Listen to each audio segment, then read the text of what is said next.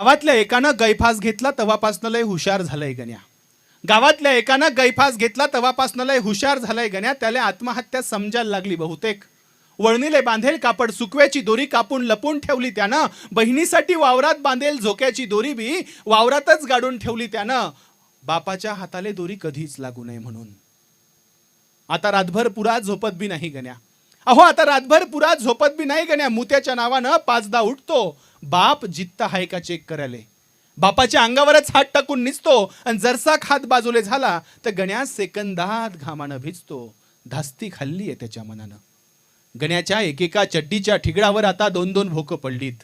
गण्याच्या एकेका चड्डीच्या ठिगळावर आता दोन दोन भोकं पडलीत. तरी अजूक नवी चड्डी मागितलीच नाही गण्यानं. फाटक्या शर्टासंग तसंच शाळेत जातं आणि मायनं देल चतकोर कोंड्याची भाकर हसत हसत खातं.